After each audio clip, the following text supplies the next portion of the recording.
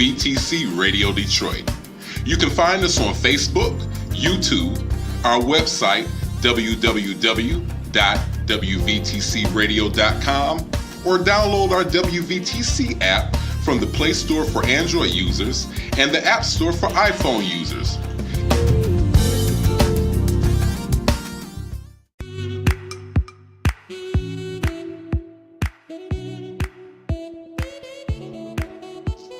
Thank you for tuning to WVTC Radio Detroit and the Community Bell Show with your host, former Wayne County Commissioner, Edna Bell. Stay tuned for insightful information Detroiters will find valuable. Text a friend and tell them to watch with you for news you can use. And now, your host, Edna Bell.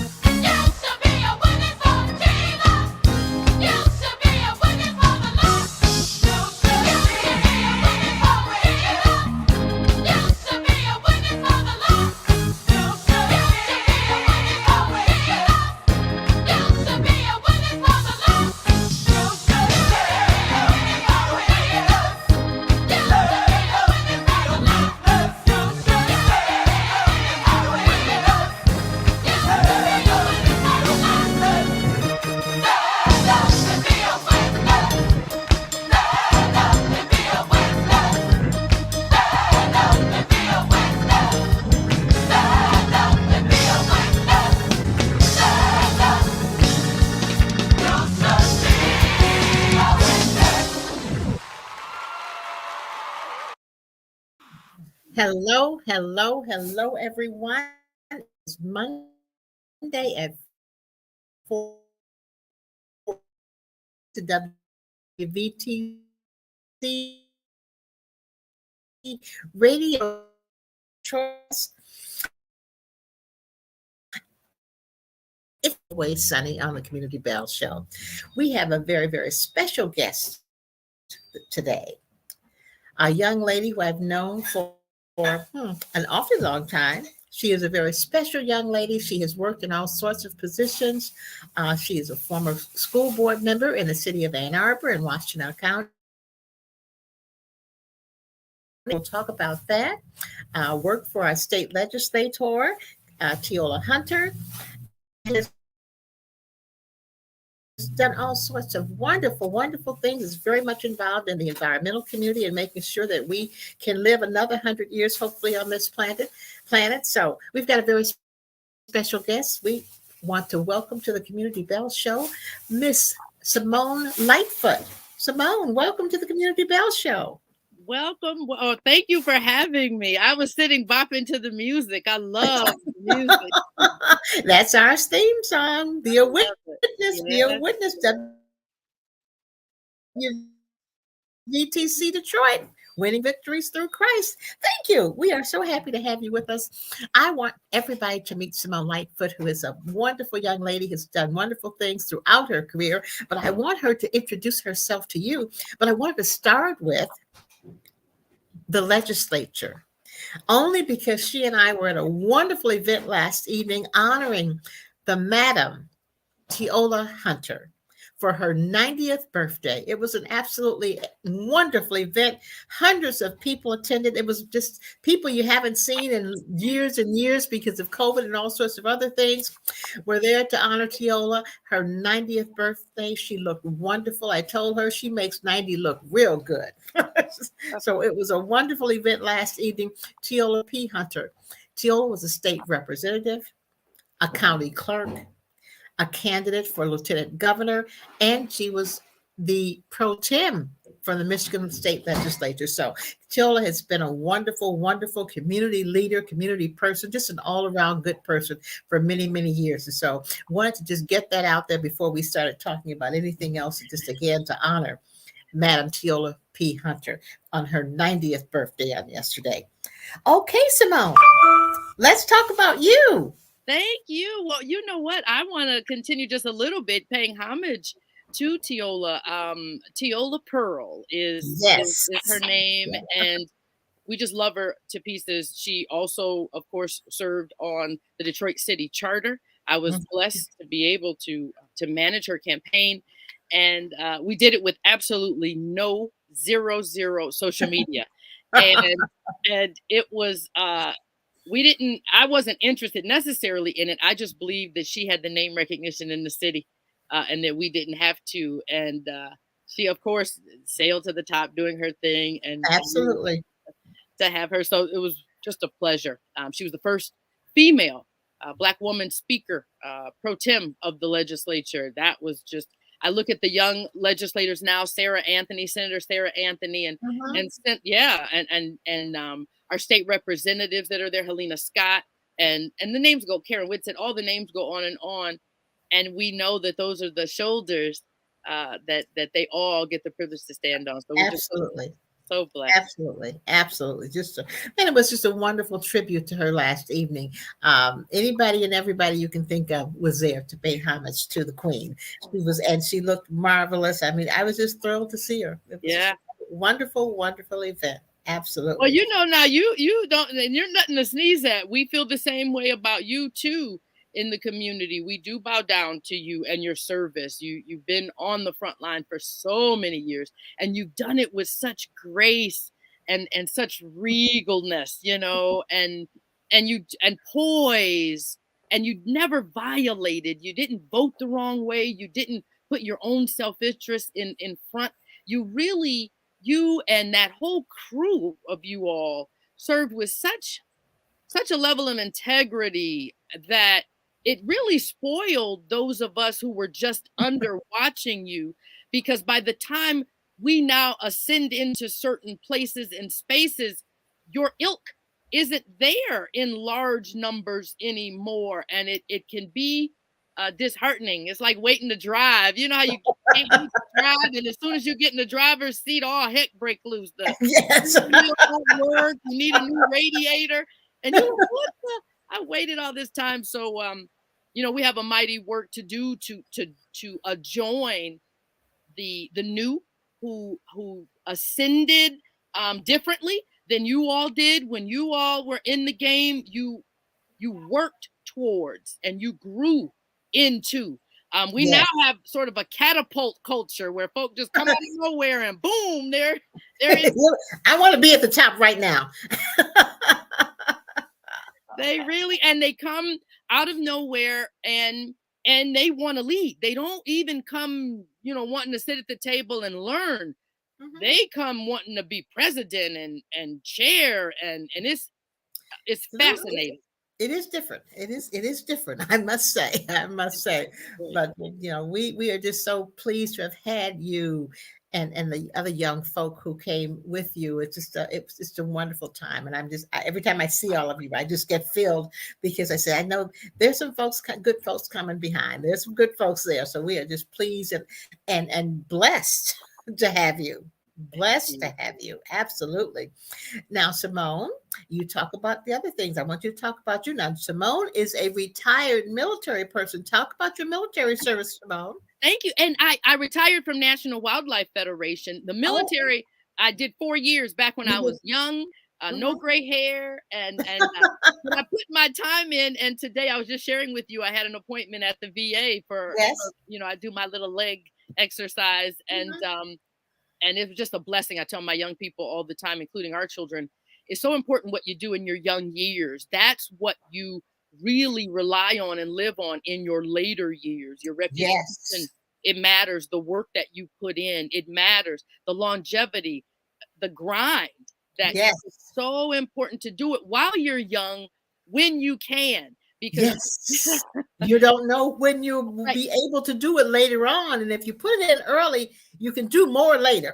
That's right. That's right. Yes. I know you know it. Yes. And so I did have the pleasure of serving 4 years under Daddy Bush. I enlisted 4 years to serve in the Air Force. I served at Dover Air Force Base, where we had the big C-5 air transport. So if anybody ever sees military movement, particularly at wartime or crisis, the largest aircraft in the Department of Defense is that big C-5. We load 6 Greyhound buses on that C-5. We load helicopters. We load, you name it, we get it on there.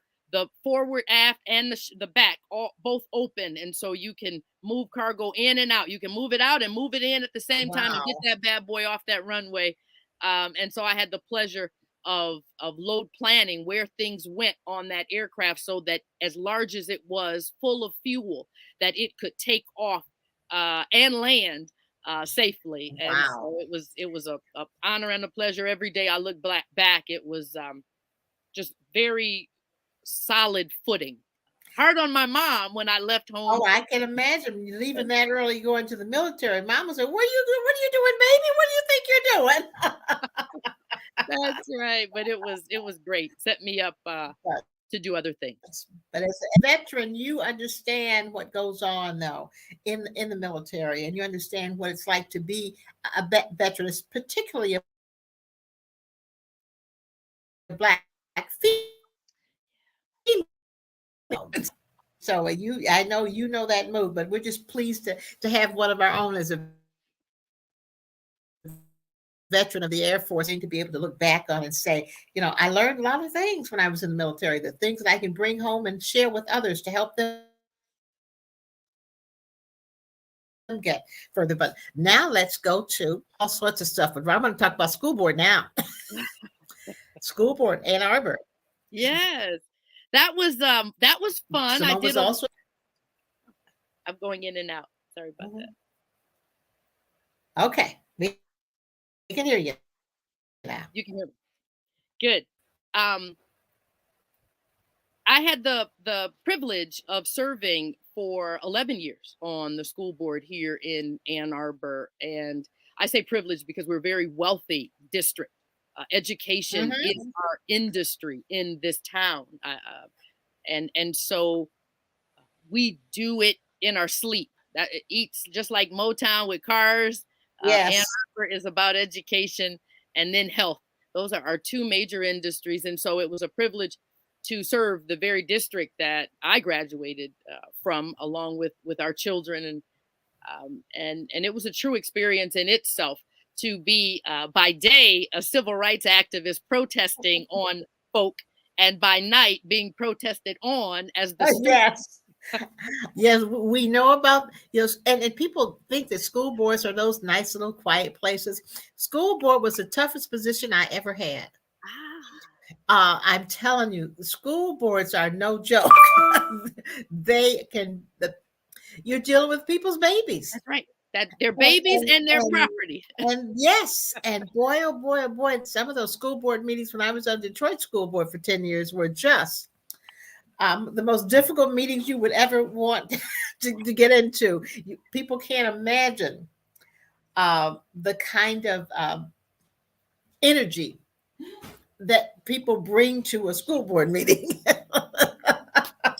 Well, you know what? When I was on, they were packing guns. They brought guns to our school board meeting.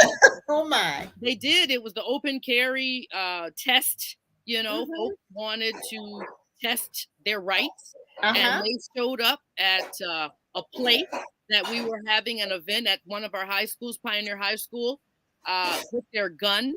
And our parents are very privileged, credentialed people with a lot of alphabet soup behind their name, and all heck broke loose. And we decided as a board to take on the law, take on the state, and we sued and we won by ourselves. And that is why today you have the laws that you have as far as not being able to walk around not only the K-12, but our college campuses as well. Sometimes you have to go it alone. You stand on principle. You stand on what's right. And when you're the big dog, if you will, as far as education in many spaces, I always say Ann Arbor is the tail that wags the education dog in the state. When you're the big dog, you have to sometimes bark and take on the cost by yourself to make it happen. And when we won, of course, everybody thanked us, but it was hard to get friends to pay up and help us. Stand with you. Yes. Everybody loves you once you win, but while you're in the fight, you can hardly find them. That's right. Yes, I do remember those days. We had some interesting times when we were in court and people were suing us, and we had Ken Cockrell was one of our attorneys. So we always won. With Ken Cockrell, we won. But it was interesting times. It is interesting. And on school board, the thing I found, there's so many things I found, but the community often isn't willing to trust that you know more than they do about key issues. Yes. You have executive privilege. You have, in our case, text messages and emails and evidence that we could not publicly state. And so sometimes they show up and they really protest why you're, moving this teacher or doing that building or and you just have to sit there and take it. You can't tell them what the real deal is because you're going to violate somebody else's privilege and open yourself up for a lawsuit. When people say, "Tell me the truth," I'm like, nah, because folk in many instances it's sad, but some people can't handle the truth, and they weaponize the truth. You tell them, and then they take it and they use it against you, and you go, you know what? I'm going to make you for you everything you need to know. If that's how you're gonna. And that's sad. There has to be a balance between transparency and not stringing up the messenger who is attempting. And then there's a level of trust. There's some folk, when you send them to office, you just got to trust. You just got to trust them. Got to trust things. Or don't send them. Exactly. And for most of the time I was on the school board, we had that level of trust for most of the people there. There were a few glitches every now and then with a few people, but most of the time, if I came to my community and said A, B, C, and D, they would trust me. They would say, okay, now. But it would come out okay.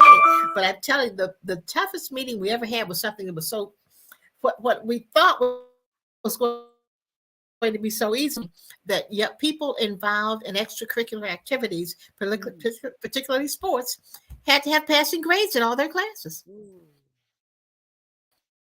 They had those coaches and those pep clubs from those high schools. Oh my! You would have thought we were trying to throw them under the bus. I didn't mean to cut you off. It lasted from 5 o'clock until 11 o'clock that night. And finally at 11 o'clock, I said, okay, enough of this. I'm not saying he'll do the motion and we're going to move past this. And when I made the motion, I thought they were going to die. And after it passed, of course, and now it's a given. First did that, you would have thought we were just about to throw these kids into this lake and put a ton of weights on their feet. That's right. Well, it didn't change much when we were saying because of COVID, we needed parents to not bring the whole family. We could allow a couple family members because we had to spread them distance, you know. Oh my, it was yeah. And then it isn't just the parents, the state, the athletic association comes in. They come too. It gets a lot of pressure. And that's what I mean. People don't know the pressure. Oh boy, that was I thought, oh my, this is gonna be more than just a regular meeting tonight because we want the kids to pass all their classes. How about that? How horrible are we? I'm telling you, times they do change. Yeah. But let's talk about you and the environmental community that you represent now, and what you're doing with the environmental community. I want to hear about. I think people somehow some still don't believe, but all they have to do is look at what's going on around the world to see that there is something called global warming, and to see that we do have an impact on it, and that we need to do something. So talk about the environment. I love it. I have been working in environment and conservation for a long time. I just retired from the National Wildlife Federation. I was their associate vice president of environmental justice and climate justice. And I was there almost 14 years and ascended, as we talked about, started at the regional level and then moved up from there. And it was very powerful and a blessing to be able to bring resources from the largest, most trusted conservation organization in the country. But it was also the widest. And so I had it was very much the widest. So I had the privilege of watching it evolve in some ways and have it evolve off of the work that I was privileged to do. For a long time, environmental justice wasn't sexy. It wasn't what people talked about. They weren't funding it. It was that black stuff, that black and that brown stuff.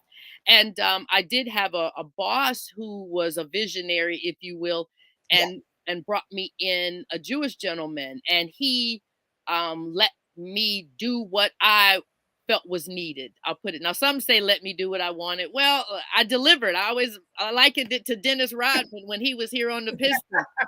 Like, we didn't have issues with them wedding dresses as long as he was pulling down those rebounds.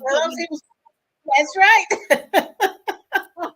So as long as I was pulling down the rebounds and bringing the Black Caucus and bringing from the different states as well as the National Black Caucus, putting resources inside of Flint, putting our voice inside of Flint, and helping us get that $100 million for Flint by using and leveraging all that privilege. Privilege is to be leveraged. It's not something to sit and perch. And so I was able to do some really, really good work. And when we came up on we did a 2-year retreat. We did a retreat for 24 months. And my team, I had a great team, and we had a surplus in our budget. And we had just finished that retreat. And I thought, if I don't leave now, I'm going to have to really usher this ship for the next 24 months that we've laid this plan out. And I knew that I wanted to have time to grow my own thing where I did not have to ask permission or thoughts. I did not have to sit in meeting after meeting. There you go. To concern myself with cultural sensitivity and some of the other new language that had really entered the workspace that young people particularly share. And I appreciate a lot of it. I didn't grow up with work-life balance, if you will. I worked. And we did not. We just worked and we took care of their family. That's right. And we just did anything else. That's right. And I think we learned from it. And we do we better. We learned a lot from it. However, we do better. We do better. And now that we've learned, we can share it with others. That's right. But I don't know how. I'm just concerned because I'm concerned when I think of sustainability, it isn't just the environment. It really is. If you're not putting in the work, how do we sustain what we've achieved? If you're upset and we have to spend 3 days about why you're upset versus actually doing work, how do we achieve? If you bring all of your personal, social, emotional to the office space where we have to first fix that, how do we then get to the work part? So I appreciate the new approach, I guess. If it works for folk, it just don't work for me. I believe work is where you work, period. And work is where you work. We don't. You work. Yeah, you go ahead, because that's no problem for work. There's a place for that, but it's not at work. That's my philosophy. And in order to really fully exercise it, having my own was a way to do that. And so it was just all great timing all together. So I founded Light Green Energy in 2012, a LLC here in Michigan. And I would do little things, but it was pretty much on the shelf while I was working across the country in conservation. And so when I left in June, I pulled that bad boy right back off the shelf, dusted off, and and so now I am consulting with my same partners. And so Mayor Lumumba in Jackson, Mississippi, I've been working with Jackson for years through the National Wildlife Federation on their water issue. We put money there, we put resources there. And when I left, they were like, well, can you still work with us? I'm like, well, yeah, I guess so. And that just continued. Benton Harbor was the same way. Birmingham, Alabama, the same way. Chicago just reached out. They want me to help with their net zero on the Emmett Till and Mamie Till home that they purchased and they're refurbishing. So I'm just excited to be able to keep relationships and grow and help people come into the Black people, especially come into this whole new energy space. It's like a new industry. When we think of the auto industry, we think of the technology industry. Those were huge industries that had a whole lot of federal funding and help to come along. That means they were subsidized by tax dollars. And I have an issue when everybody paying into the pot and only certain people are getting the benefit. That's not acceptable. I continue to fight and fuss about that. So being a Black voice at energy tables in the energy space, environmental space, we still need more. That is so important. So important. When you say, every time I think about that, that is the state capital of Mississippi. Yes. And they have allowed it to sure what we'll call it, but into something that they could have prevented. And how can you have your state capital be the worst water place in your state, majority Black city? Yeah. That's the only reason. Well, and that's right. It's the only reason. And the sad thing is they're doing exactly what happened or much of what happened in Detroit. Now they're bringing in third-party receivers to take over the water, right? They brought in the monitor. So we're on that. I work with WNPR radio down there. I'm their policy and energy commentator. So I'm always trying to connect what's happening at the Capitol that day. I always try to talk about the need to connect the politics. If your lieutenant governor is about to run for governor, then get him early. Find out where he is early in this space. Lock it in, particularly if you're not going to shut it down. Now, I'm from the old school. I believe you shut it down. I'll be doggone if you're going to be in the Capitol and you get to go to work, move the budget of this state into your district, walk out, get in your car and drive and leave me without water. And all I got to do is go downtown. Oh, I'm going downtown. We're going to shut this bad boy down. We'll shut it all down. Ain't nobody getting up, but I'm different. I'm Detroit. I'm a Detroit style. Well, and it's interesting you mention that because that would not happen in places like Detroit. If that were to, fortunately, we are moving into another space that's allowing us to take care of the water. Something down, shut it all down. Nobody has water if we don't have water. Just absolutely. And we have to be vigilant.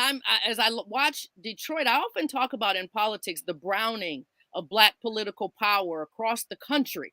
It isn't just in one pocket or another. And it isn't to pit, folk like to pit against each other. It's not about pitting. It's about self-determination. And it is about how do you not have folk who look like you, who have the same lived experience as you, who have the same commitment and passion to you, and more importantly, the same consciousness.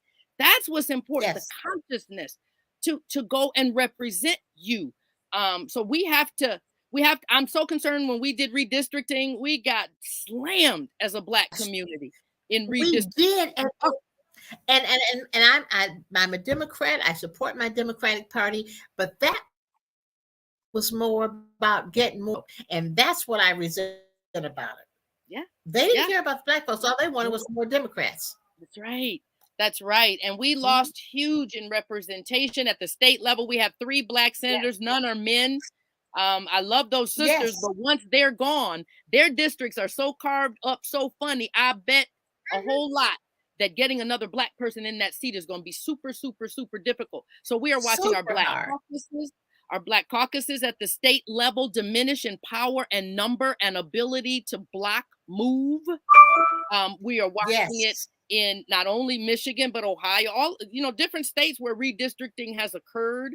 We're going to have to be very creative. We also have a dispersed Black political power, because when you look at Macomb County and Oakland County, that's a whole lot of where we've gone to, and we've moved to, and we don't get to run and win on those seats as easily as we do, of course, where our power is more concentrated. So the need for us to come together, keep each other held accountable. I'm so excited for Helena Scott, the new chair of energy at the state capitol and here in Michigan. I was there when they gavelled in last week, the first committee, and they were lined up to see her. I mean, folk about EV stations, charging stations, batteries. I mean, they are coming, and it's so important that Black voices are there. Yeah, it's so important that we're there too, letting her know what we need in that space. Absolutely. And I plan to have Helena on the show, because she's going to be such a pivotal person in how all of this plays out. And Joe Tate. Yes. Yes, Joe Tate. Joe Tate too, and how Sarah about Anthony. That? The leader? Yes. The leader? Yes. Sarah Anthony too, in appropriations. That's huge. I mean, I think of Morris Hood, the Morris Hood days, when that was huge, when he had approps in the House. I mean, her role is just outstanding. And so just the amount of Black political power, we have to help our Supreme Court justice put a hedge of protection around her, whatever our may be. We have to make sure that her colleagues and other mean-spirited diatribe we've got to make sure they respect her. No question. And if you come for her, you have something to come for. That has to be made very clear, so that folk double think, triple think before they just feel like they can whoop up on her and say anything about her, and she will not have a hedge of protection. Speak up. I'm still beside myself about that. Yeah. Still beside myself about that. And I know that there's been some mea culpas and all that, but no, not enough. You still got to pay some homage. You still got some one. And we need to let them know that it's not going to be that easy to get back. Well, it is not going to be that easy. Our Black men, Kyrie Irving, you name them. You name the Black men. They have to bow down, pay homage, go see everybody, talk to everybody, beg, all of that, all of it. So we got work to do. So you have to do the same things when you violate our Black women, and that's what he did. And so he's got still a whole lot more homage to pay. That little bit he had to pay, and I hate to say this, but not just him. Maybe the whole family needs to pay.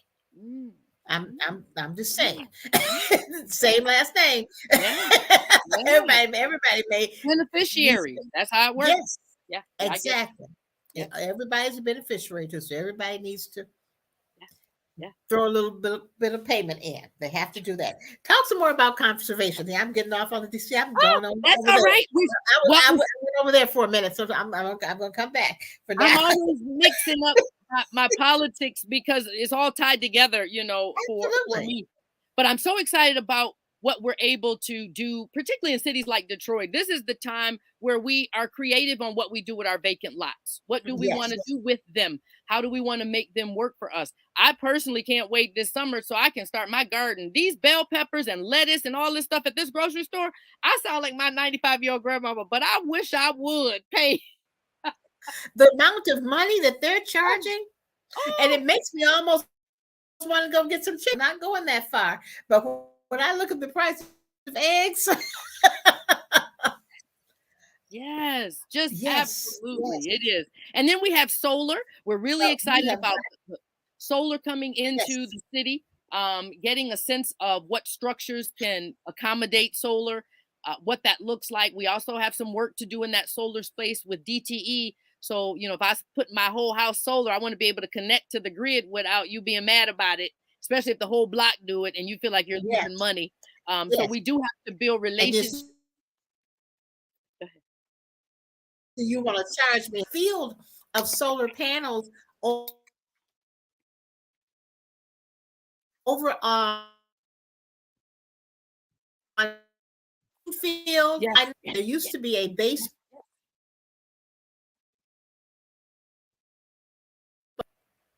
And so that in itself is a model, and we can replicate that in different parts of the city. It's not like we don't have a lot of vacant land to do it on. Right. And so we ought to be able to do that on all sorts of places. I agree. And we have to be careful of a few things. And I know you know this. We have to be careful that we don't let people tell us it has to scale. If I can do it in my lot and help 10, 20 families, then we're good with that. You can't tell me that because it can't help 500 families, then we can't do it. People use models from their purview and then come and impose them on us. I remember when I was at the NAACP working, we would find a solution for the east side that wouldn't fit the west side. And we'd find a solution for the west side that we wouldn't take to northwest. Like there were boundaries there, and there was social boundaries, but there was also topography differences. Some of the soil was more clay, some of it was more rocks, some of the spaces had been covered over, not daylighted. There used to be ditches and waterways, and now but people who move money will say, well, no, we need to have 20 of the same thing. Why? That's not what we need. We need what Miss Betsy need to keep her basement from flooding on the east side, and whatever we need on the west side near Motown, that's a little different. And we need to be able to do that. So we need to make sure we're pushing back for what we need. We are in a time now where 40% of the benefit of these federal dollars coming into states has to be for Black and brown and frontline communities. Now, we fought for 40% of the dollars, but after folk got their hands in the mix of what terminology mean, we ended up with 40% of the benefit. Now, I don't know how you can measure 40% of a benefit, but I tell you what, we're going to work our butts off to try to do it, because we have to be in those rooms, in those spaces when they are deciding what they want to do. And the beauty now is because those expectations and narratives are all and promises are in place, we get to push with a little more authority, and we get to insist on some outcome differences. And that's folk are more willing to say, okay, well, I'll give you the one for the clay dirt and you the one for the gravel dirt, just so I can meet my numbers, as opposed to, no, I'm demanding you do it my way, even if I never deliver any increased benefit for Black and brown folks. So we just have a different time with Kamala Harris and Joe Biden's push, the verb, all the folk that work behind them, but their administration putting some mandates in place. And that's what we have.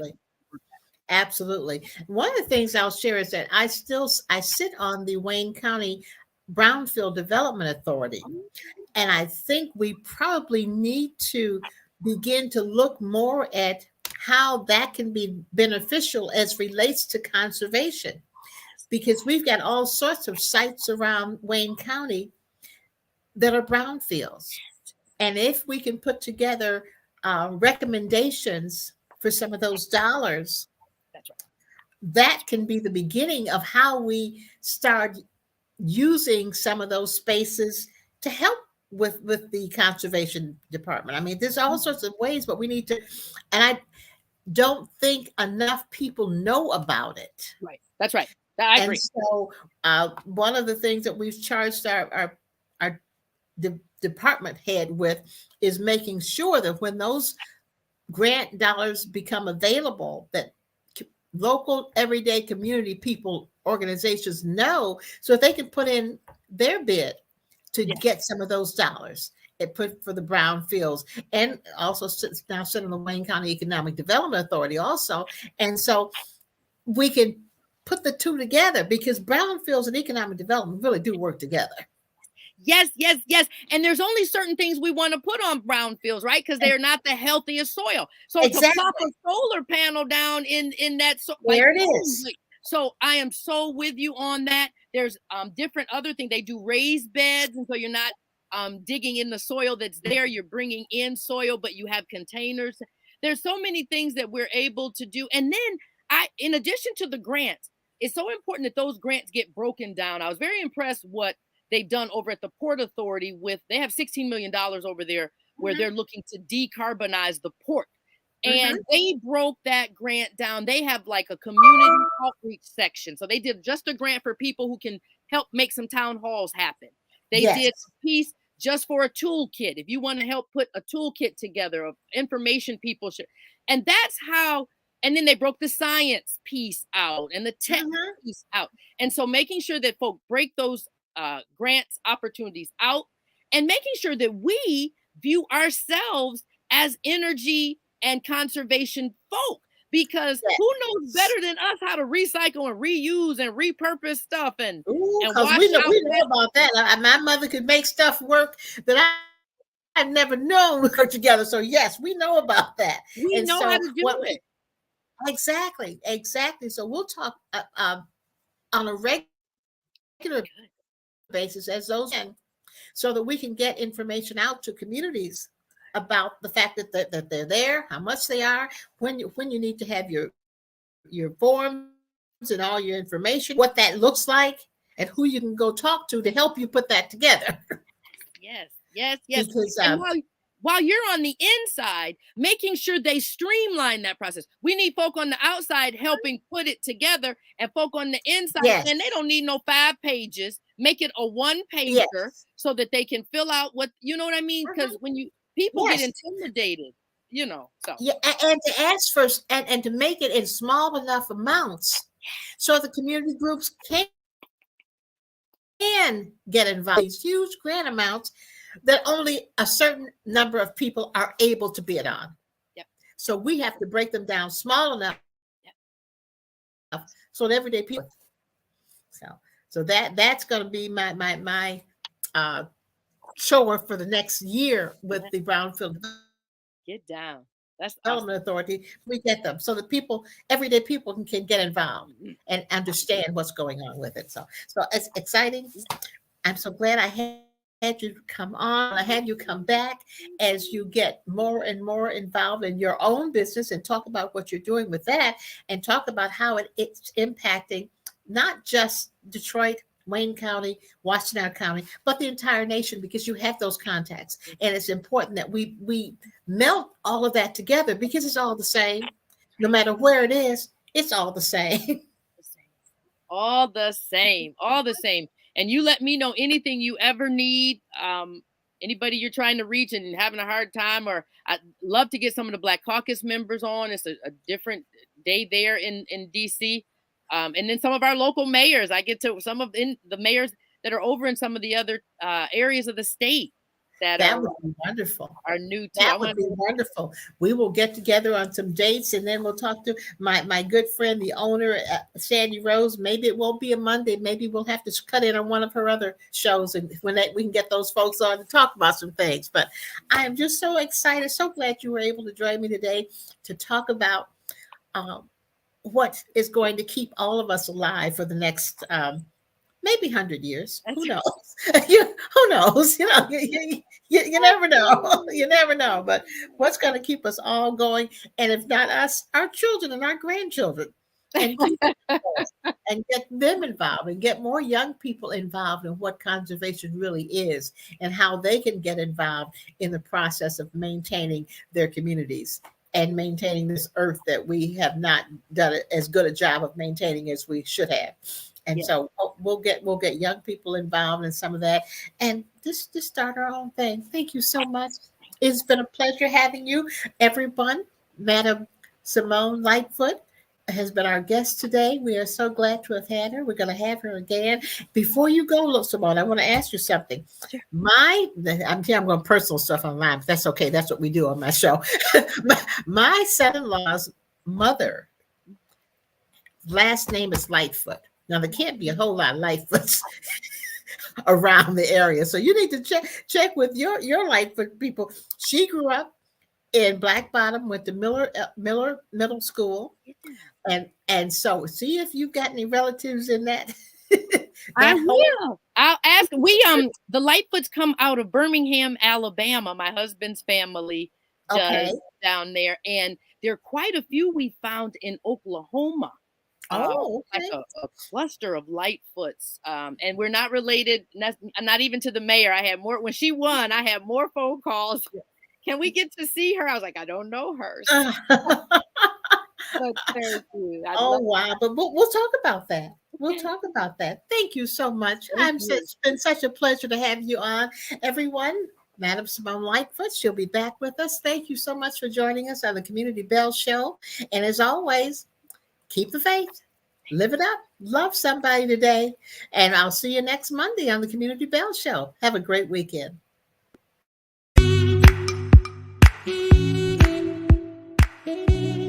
Thank you for listening to Community Bell with your host, former Wayne County Commissioner, Edna Bell. This broadcast was brought to you by WVTC Radio Detroit. You can find us on Facebook, YouTube, our website, www.wvtcradio.com, or download our WVTC app from the Play Store for Android users and the App Store for iPhone users. If you've enjoyed this broadcast, tell a friend to tune in. We'll see you next Monday at 4 p.m. Eastern to the Community Bell Show, right here on WVTC Radio Detroit.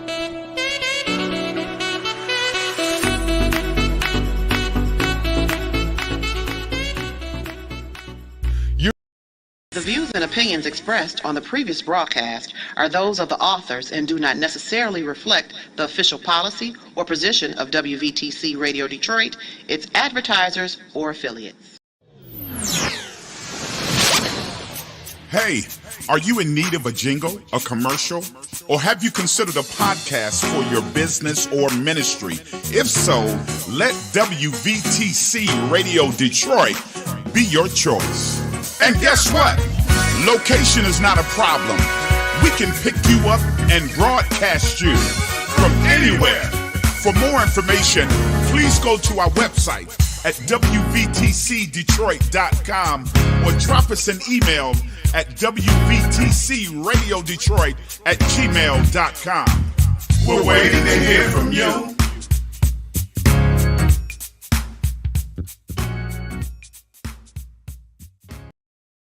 You're listening to WVTC Gospel Radio Detroit, and we're flowing in the Spirit.